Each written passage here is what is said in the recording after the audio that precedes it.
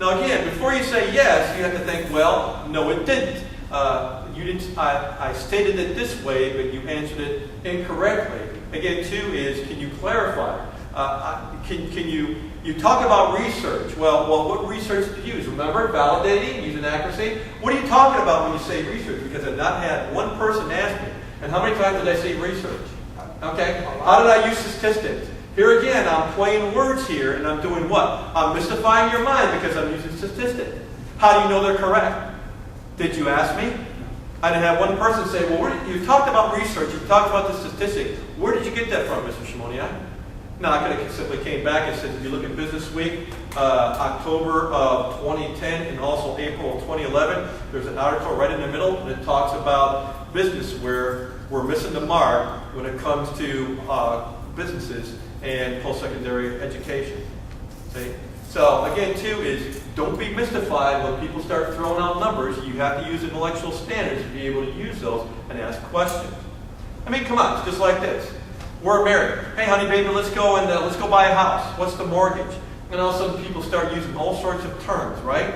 Okay? Is that, look, here's escrow, here's this, and here's that. And what do? You sit down there with a pen and you sign your life away for 30 or 40 years. And what questions do we really ask? No. Anybody ever buy a house before? You know how much the paperwork is? When you take a look at that, when you go to closing, what's closing?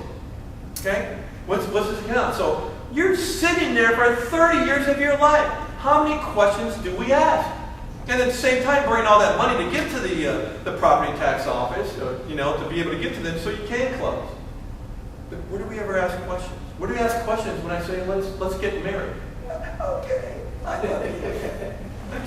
Do you love Mexican food? Yes. Okay, that's it. Okay. Can you make flour tortillas? Yes. Okay. All right, and that's it. We never take a look at anything else. Okay.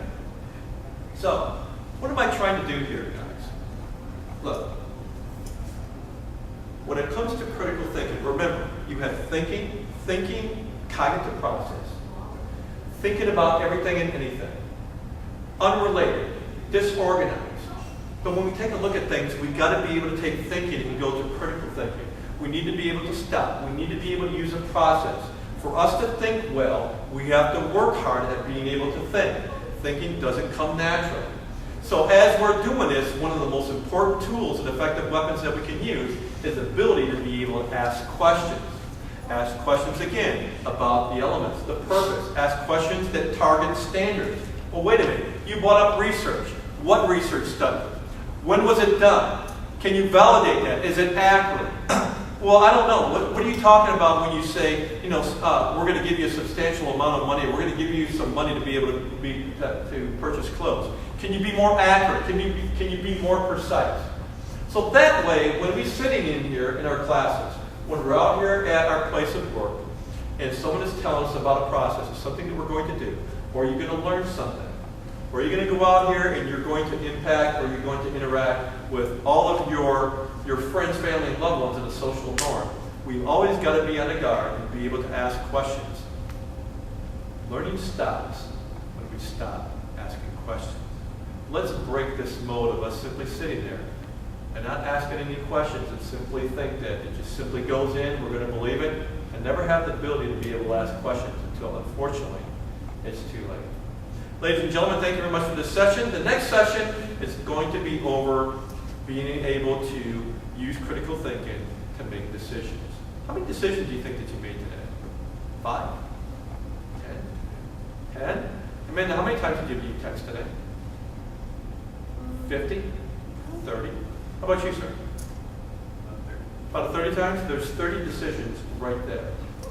So, and you take that upon it. What did you think about when you were wearing? Did you simply pick that out? Did you decide this or that? So I have 1, 2, 3, 4 decisions right there. Which way did you take to come to school? Well, I went this way, that way. There's another decision. There's another decision. There's another decision. We're talking 40, 50 different types of decisions we make. Some of them are very unreflective. They don't take a lot of time. They're instinctive. Other decisions that we have to look at more information. And unfortunately, in this society and generation today, we use the same fast food type of decision making that we use to think about what we're going to go eat right now. Mr. Shimonik is about ready to close his mouth. To what career am I going to use? What classes am I going to take? Who do I want to marry? Who do I want to vote for? Who do I want to do this? What do I want to do with this? Life-altering, life-impacting decisions. We're using that same fast food decision-making context to make those decisions. You come to the session on using critical thinking to make decisions. I'll show you a better way to be able to do that and to be able to use critical thinking to make better decisions. Ladies and gentlemen, thank you very much. You all have a nice day. The next meeting will be the 27th. 27th, yes. There is a 23rd critical thinking session. That one is canceled. Okay, but that decision making will be on the 27th instead of putting it